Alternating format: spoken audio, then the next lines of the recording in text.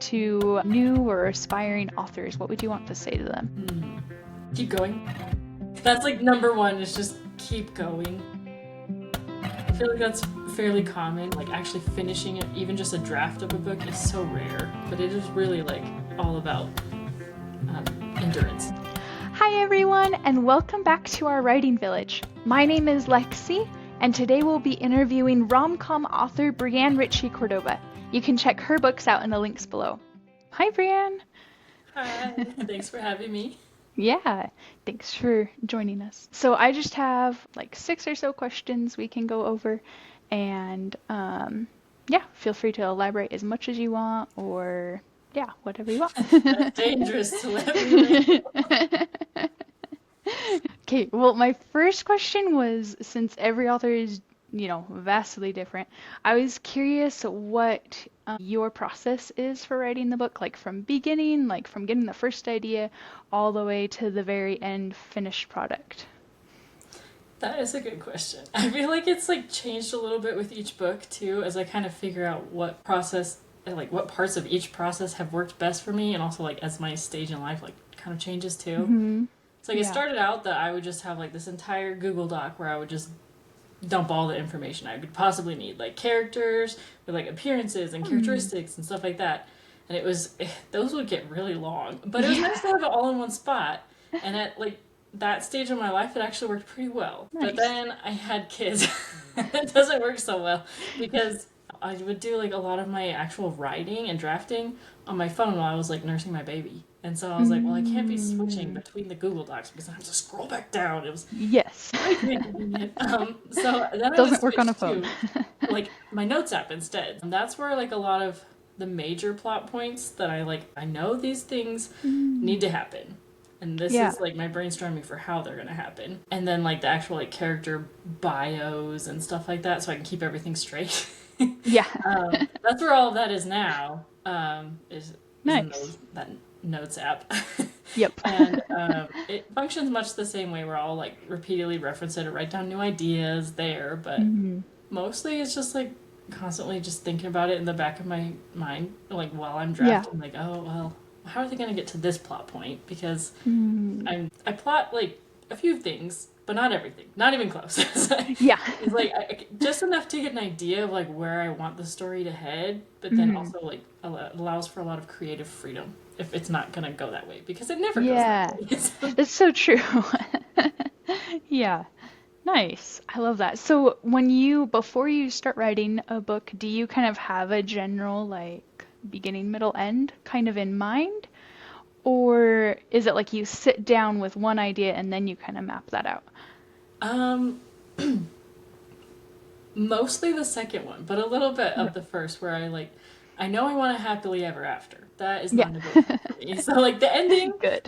we'll see exactly how they reach their happily ever after, but that like Yeah. for sure is gonna happen, you know. Yeah. Yeah. And then like the actual middle part, that one's really up in the air. I have like a vague idea, and only a vague idea Yeah. of what exactly I want to happen. Yeah. And only like, well, this is going to be the climax, and that's all I need to know is that Yeah. I they're feel like going to that'd have be a so conflict. tricky. Oh my That God. is it. I feel like Otherwise, that's it's so a lot of like just scary. discovery writing as I go. Yeah. I feel like that discovery writing's so scary for me. I'm like, I have to know it It all can be. before I go to do it. I Chapter feel by like it's a lot chapter. more common to face writer's block if you do a lot of discovery writing too, because sometimes Yeah. like the way that you think you should take a scene isn't the way it actually needs to go. And so I've Mm. become so much better as I like draft more and more. It's just like cutting stuff. It's Yeah. like, well, this isn't working, so I'll just like cut it out and put it in this like completely different document. So if I Hmm. do end up having to use it, I still have it. Yeah. It hurts a little Not less. It gone lets forever. me Yeah. let go of it a little easier. Yeah. But at least then I'll be like, okay, no, the characters, they might think they know what they need to do, but I know what they need to do. Yeah. Or the other way around. Follow Usually my it's the other lead. way around, where I'm just like, this is the way it needs to go. The character's Yeah. just like, no, nice Nuh-uh. try. Yeah. Nice. Then going on to like the next stage of editing, how many edits do you run through on your own? What does like your first edits look like? Good question. I'm not sure if I like keep track of drafts unless I'm doing a complete Mm. rewrite, which I've only had to do twice so far, thankfully. Oh, okay. Nice. Otherwise, I edit as I go. A lot of authors Yeah. say don't do that, and I can see why, because it's easy to get stuck in that trap of like, oh, well, I need to go Yeah. back and fix that, and then never actually progressing because Mm-hmm. whatever you've written is never good enough to keep Yeah. going, you know? Um, but it works for me at least because Yeah. if I don't fix it, I can't go on. Like I can't. It's gonna bug me, and too Mm. much of what I write with this discovery writing, like if I don't like fix that whatever's happening here, then like whatever happens later in the story isn't gonna work out the same way. Yeah. Like not huge plot points, but like enough details that it would be like super inconvenient to go through and change things, you know? Yeah. Uh-huh. So do So you ever find yourself having to change things several chapters back yeah. then?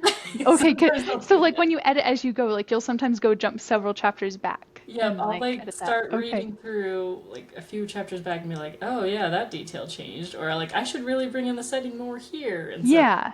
yeah, Okay. it's very common, especially with like my current edits I'm going through right now, is to go like way back and be like I need to change this because Yeah. this changed up here, and yeah, it's all Yeah. connected and it's all Yeah. chaotic. Uh-huh. Yeah. I know I have like a big list of things I need to change after it's all done. So, But that's like a future yeah. you problem, so Exactly. that's the way to get through it. Yeah.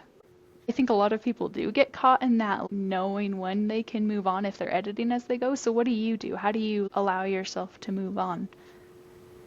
A lot of times it comes down to just getting so sick of that scene that I'm like, I cannot look at it anymore. Or, I don't know Good exactly enough. what needs fixing. I only know that something does need fixing. So, Okay, yeah. a lot of times if I do just make myself keep going, Hmm. then like I'll figure out what wasn't working. It like and Okay. then just go back and edit as I go again. So, Yeah. Nice. That makes sense. Awesome. Well, so going on to even deeper into like your like planning for your book and stuff, how do you create believable characters that feel like real and three-dimensional? good question. So I like to think that I kind of borrow different aspects from different people I know. Hmm. And for one of my books, like the hero is inspired quite a bit by my own husband. And this is the only book Hmm. really, and it was like the sixth one I wrote. So the fact I made it that long before Aw, is kind of crazy. But yeah. it was a lot out of stubbornness. I will admit. I will admit. I was like, no, I'll write a hero where people won't immediately be like, she's talking about her husband. Yeah. But yet they all still have like the same like swoony qualities, you know. Yeah, So I good. borrow like different pieces Mm, from like real people people I've kind seen in of real thing. life. Like Yeah. this person is really particular about this or whatever, or like Mm, this is their sense of humor. Like it's really dry, or this person mm, really loves puns or whatever. That's yeah. me. And then a lot of times it's like, well, what is their greatest strength? And my favorite thing to do is make that also their greatest weakness, because any strength Oh, like too much, if you take it too far, it becomes their greatest weakness.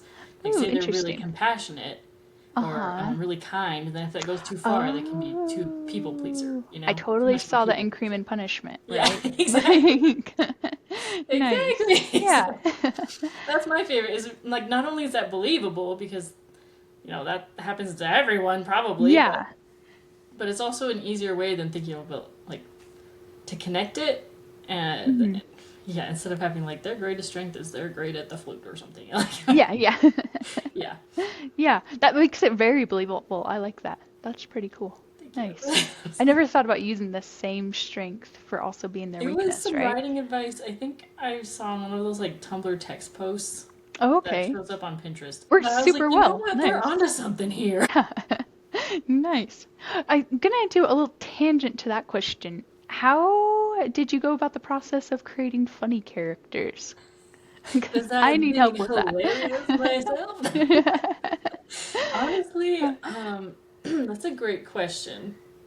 A lot of it comes down to like being around so many funny people, like all of my Hmm. siblings, hilarious. So Yeah. obviously I had to like really up my game if I wanted to keep up with them, right? So between that and like watching comedy groups, especially my Mm, favorite to watch was Studio CE back when they had their original yeah. cast. Uh-huh. And so Yep. like sometimes when I'm like extra kind of just down in the dumps and feeling not so funny, I'll like just go back and watch some of my favorite sketches from them, Mm. and that like helps me with comedic timing as well as like Oh. witty dialogue and stuff like that because they're really great at that. You know, like that's literally Yeah. their job. Like they're Yeah. already naturally funny people, and their job is to make people laugh. Like Yeah.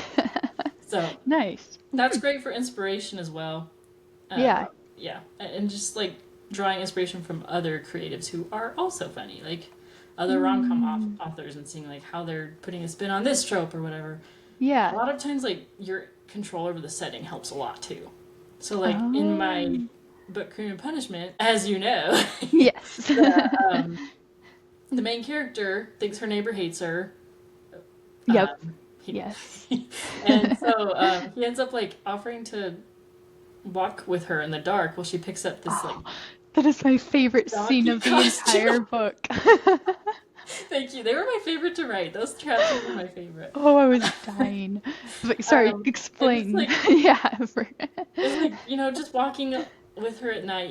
There's so many different ways. Just like that basic like bones of a scene could go. Like it could be Yeah. romantic. It could be really tense, or it could be funny. And I chose Yeah. to go mostly the funny way because why not make this like thing that she's picking up for her friend not just a donkey costume, but a fursuit donkey. Yeah.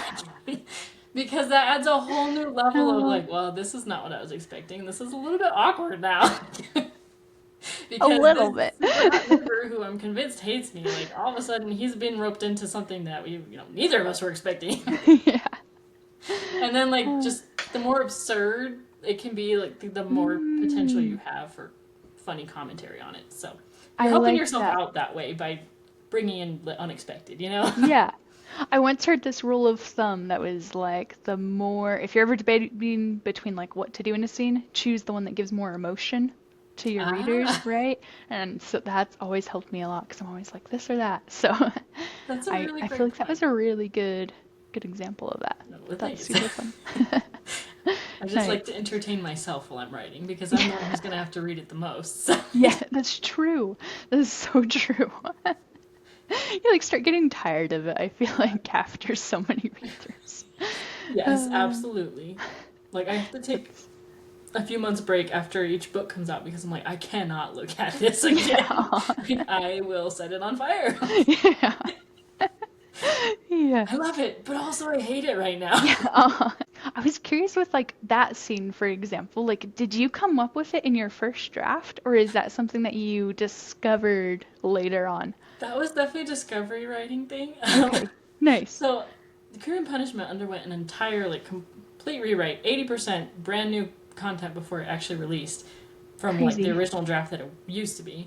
Uh-huh. And the donkey chapters, as I like to call them, the donkey chapters, none of those existed in the first draft. Oh, okay. But it was Huh. a lot of, like, since I was bringing in so much more depth and, like, heaviness, dealing with, like, Mm-hmm. the character's discovery of her ADHD Mm-hmm. and how much it really impacts her life. Like I was like, well, this could get too heavy pretty quickly, and I Yeah. need something to lighten the mood. And so like Yeah. it was the most random thing. Like as I was falling asleep at night, I was like, what if she had to pick up a fursuit? At first I I was like, what the heck, brain? would, Like yeah. where did that even come from?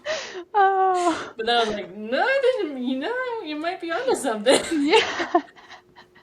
And it's like the best scene ever. Well, Oh, thank you. I'm so glad you love it too. It's like it's those are my wonderful. favorite to like reread now. Now that I can finally go back and reread it or like listen to it on audiobook and Hmm. stuff and not hate every single word of it. Yes. Now as soon as they're coming up, I'm like, oh yeah, it's Yeah. happening. That's just the best feeling. It's the best. Yes. Oh, that's wonderful. And that ties in perfectly with like the three-dimensional character. I just love like I don't know. It's just that added so much to both their characters Oh, in that moment. thank you. It was just great. You think you know a character until you put them in like the most random situation. You're like, how Most would they awkward. react to this? Yes. Because how would anyone react to this? Yeah. So I feel like that's part of it, like putting them in different situations then too, Yes. right? Seeing how they respond. Probably playing with that a bit, like figuring out how they would. Yeah, That's it's awesome. fun. And with that, so how do you like write more natural dialogue, especially with funny moments like that? So watching those sketch comedies helps a lot. Those Okay, comedy yeah. groups, Did you especially when ever it have comes to to like witty practice dialogue. writing dialogue, or is it just like come Um, through? I mean, you've written like 14 yeah. books, like is it just So the practice does help, but also I would run like social scripts through my brain before Mm, any kind of social interaction. yeah, So it's like they will most likely ask me these things, to which yeah, I will most likely respond this. And so I'm I not do like the freezing up same. in the moment, and Yes. stumbling over my words more than usual, which is already a Hmm. lot. Like, Yeah. so trying to help myself as much Uh, as I can. yeah. So that helped a lot. And then also like I also, as well as the character in that book that I mentioned, I too have ADHD, so my brain's just constantly Mm, going. It's like yeah. 10 different radio Yep. stations on at the exact same time, and like two of them are static. Like, Yeah. and so all the time. And Uh, so I was just yeah. like, it's like my brain talks to itself, which sounds absolutely insane, right? But like, No. I'd I mean, rather I sound like understand. Yeah. a medium amount of insane only. But that would also help like Hmm. craft the dialogue as well, because I'm like, no, Yeah. people don't talk like that. That's not what Yeah. the voice in my head sounds like. Come on. Yeah. But Nice. Yeah. yeah, Yeah. but like watching shows, comedy Mm. sketches, reading books where the author also does dialogue really well helps, and like kind of noticing the Mm. patterns there Yeah. and thinking like, can I actually picture myself saying this out loud? Like, would Yeah. anyone say this like this Yeah. way? And I Nice. have like another author friend who he reads his dialogue out loud every time I've after heard he a lot writes of it. He people will do read it that. out loud to see if it Yeah. sounds organic. Uh-huh. So I'm like, Yeah. that's a really good idea.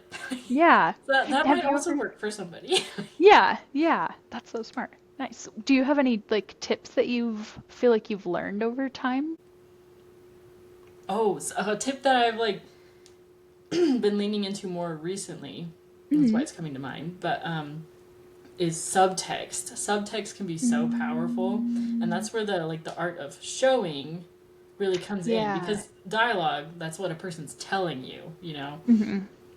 But does it line up with what they're showing? Like if somebody's gritting their Mm, teeth and it's like nice to meet you, like yeah. obviously they don't Yeah. actually mean as nice to meet you. Yeah. Uh-huh. Yeah, and like playing with that, that's Mm. where like the tension can, or a lot of tension can come from, is seeing Oh, how like what yeah. they're actually saying lines up or doesn't line up with what you're seeing as the reader, Yeah. Uh-huh. And let's see, what else about dialogue? That is a great question. And I love dialogue. Kind of put you on the spot. Yeah. Yeah, so I feel like the hardest part is just like organizing everything into an actual like actionable list. Yes. Yeah. um, Speaking of actions though, action beats, they Mm, I feel like they don't get enough love yeah. because they can be such a powerful tool. That way you're not just always like so and so said, remarked, exclaimed. Like you Yes. can show who's Uh-huh. talking and give Actually, different information about how they're most likely saying it without always having to give a word or adverb for how they're saying it, yes. Yeah. I So, love like, that. say they're like really looking downcast and everything, Hmm. then whatever they say will most likely sound, sad or Yeah. disheartened or something. And so it's like kind of giving the reader the chance to fill in the blanks themselves. You don't Yes. have to do That's like powerful. a dialogue tag every single time. Yeah. You don't have to So tell them action tags everything. not only Our give you readers are smart. information, but they can create like the little like pause in conversation to really help the flow. Yeah. And I just feel like they get a lot. They do a lot. They do a lot of heavy lifting. And Yeah. they need Yep. to be recognized for that. Yes. Yeah. That's awesome. Um, so my next question was like how right, you've gone through all your writing, your editing, right?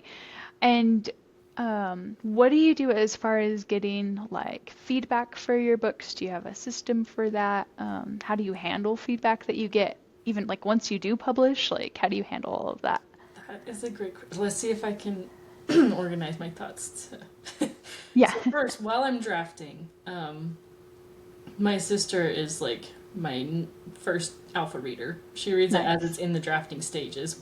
Bless her with all the So blessings good. in the world. Yeah. Because it can be rough. So Yeah. not only will I like talk through different like plot holes and problems that arise while I'm drafting with her, but she's like not afraid to like tell me when something isn't working, which is so valuable. Like at Yeah. first when I started writing out, I didn't really have as much confidence in my writing, so I was like, Yeah. yes, please be very soft and gentle with Yes. me. And now I'm just like, okay, don't say it in a harsh way, but like tell me if it's working or Yeah. not, and I if want to not, know. why. Yeah. And she does, and it's so helpful. Oh, that's Thank so you. good. Yeah. So after the drafting stage, it goes to beta readers. Mm, I've had some awesome beta readers in the past, and they've nice. caught so many different things. I'm just like so close to the story that I don't Yeah. care, Uh-huh. Yep. um, and I've also had some like not super helpful beta readers in the Yeah. past because they just, um, I guess like my story wasn't a great fit for them. Yeah. Yeah. Sometimes you have beta readers who see your vision, and sometimes you don't. Yeah. So I So feel how do like you like differentiate that yeah, when the you're like feedback getting from both feedback? can be valuable Yeah. because you want to know how it's like how your story's landing with those who don't immediately see exactly what the character um, Uh-huh. like Yeah. is like, Because there and why will they be do what they readers that do. do that. Yeah. But also like um, there a lot of times if it's not landing with them and it's not like a story issue, if it's landing with a Mhm. bunch of other people but not this one person or whatever, then it's Yeah. probably just like your story's not a good fit for them. Yeah. So Uh-huh. like varying how many beta readers you have, you gotta find that sweet spot where you get a lot of different feedback, but not so Mm, much that it's overwhelming and there's so many different yeah. opinions you don't know what to do with it. Yeah. Like, So where do you get your beta readers from? Like, how um, does that process I work? used to find a lot of mine through a Facebook group, Oh, okay. Yeah. which an author friend had introduced me to, like when I wrote my first book. Hmm. So thank you to Oh, her. yeah. And then now I can find more through like friends and connections I made through social media, like specifically like Okay. the writer sphere of Yeah. Instagram, which is really nice. But at the same time, I want to vary it because I feel like if we're friends, they might not speak up as much about something that's working or not, Yeah. because they Uh-huh. might be afraid to Yeah. hurt my feelings, which is fair because I would Yeah. probably do the exact same Yeah. thing. Like, should I mention it But at the same time, it's like, or that's what I want. I want the feedback. like talk yourself out of it. Like it's probably not that big of a deal. I'm Yeah. just being super Uh-huh. picky. Yeah. Yep. Whereas like if somebody Uh-huh. doesn't know me, they're a lot more likely to be like, I don't understand this. Yeah. Uh-huh. And so it's nice to pull from both whenever Yeah. possible. Um, Yeah. After beta readers, then I choose which feedback is actually helpful for what I want the story to Hmm. be and How do implement it. you discern that? Like how do you discern what is good feedback that you need to follow versus what's just you need to throw out? That is a great question. It's something that I've kind of had to fine tune with each manuscript because at Hmm. first I was like, well, do I try to implement everything? Yeah. Or because, I guess a lot of it comes down to what feedback aligns with your goals for the story. And Hmm. if there are a lot of people saying like, hey, this is kind of problematic, Yeah. I would highly recommend like fixing it if somebody, especially if it's like problematic to a marginalized group and somebody in that Mm, marginalized group is like, yeah. hey, this is kind of an issue. Like, Yeah. this is your chance to examine it and fix it before it like makes its way into the world. Yeah. Because like if it's gonna harm somebody, Like so I was curious like for the next part, right? Like after your book is actually out, right? Um as far as like comments you get back on it or like reviews, do you ever read through the reviews you oh, get back? that's a great question. I feel like every author is different in this way. So like all my ARC readers and stuff, Hmm. they have complete free reign. I have like, please just put whatever your review is, positive, negative, whatever, Yeah. post it. But Yeah. please only tag me if it's 4 or 5 stars, because with my Mm. ADHD comes rejection sensitive dysphoria, where like unless something Uh-huh. is overwhelmingly positive, it feels like Yeah. a gut punch, like Yeah. like Uh-huh. physical pain, and my Yeah. brain just latches onto it and will not let go. Like Yeah. one time, I just like accidentally read a review that was screenshotted to me and sent with like a few other reviews, and like I just kind of Mm. skimmed over it because I didn't want to read them in depth. Yeah. And one of them like called one of my rom-coms cheesy, and it was like still a mostly positive review, Mm. but like Yeah. still like that one word just like was in my mind Just like with plays every single through. word that I was Yeah. drafting in the next book, Oh. like the entire Yeah. time, and I'm just like, oh Uh-huh. my gosh, like this is torture. So hard just to like And let so go of that. Yeah. personally, for that reason, and how profoundly any kind of like not impacts you. overwhelmingly positive feedback Yeah. affects my mental health, I choose not to read reviews like at all, unless Yeah. I'm tagged in them on Instagram or whatever. Yeah. Which is why I've like asked not to be tagged in negative ones. Like Yes. you are Yeah. definitely entitled to your opinion and you should share it. Just don't Yeah. tag me so I have like no choice but to see it. You know, Yeah. because reviews are for readers primarily. You Yeah. know, like authors, we get our feedback before it's published. After it's published, it's not Mm, changing. You know, the that's book a is good done. way of It's looking at out it. there. Yeah. It's like, yeah, you can get some feedback for like future books and stuff, but again, Yeah. like you get your feedback from people you trust and ask and often pay to give you Yeah. feedback, like editors and Yeah. stuff, you know, Yeah. before the book is out. So the Yeah. reviews are for readers. They're Yeah. not really for authors so much. Yeah. And so I just completely stay away from the reviews, which has Yeah. honestly helped a lot mental Hmm. health wise. So Yeah. highly recommend if you are also a highly sensitive person. Sounds yeah. Sounds like a good path to take. Yes. I could totally see myself doing that too. Yeah. So, what are some of your best tips or advice to new or aspiring authors? What would you want to say to them? Hmm.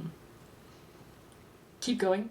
Yeah. That's like number one is just keep going. Yeah. There are so many times growing up where I would start a book and I would just never ever finish it, you know? I feel Mm, like that's fairly common. yep. Like actually finishing That's it, even just a draft of a book, is so rare. yes. Like Yeah. because it's Uh-huh. hard and it's time Yeah. consuming Yeah.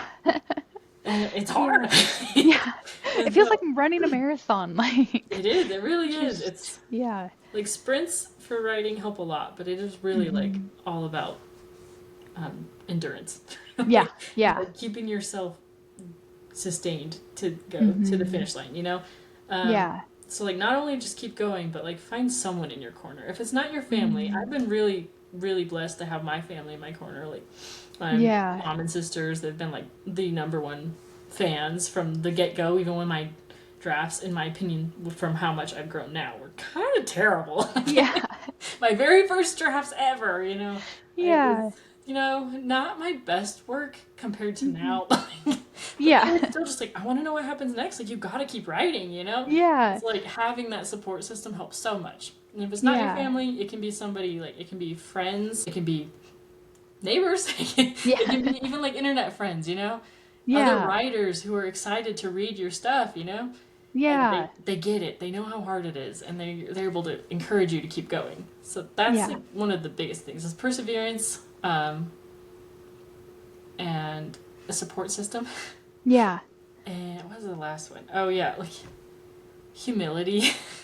Mm. I fell into the trap with my very first book where it was like, you know how there are industry standards for different genres, like this many words approximately, you Mm. know, and Uh-huh. there are some Yeah. exceptions, but they're the rare exceptions. Yeah. And my very first draft was supposed to be a romantic suspense, but it was over the like threshold by like Mm. 20,000 words, like a lot. Like it was Yeah. huge. It was a beast.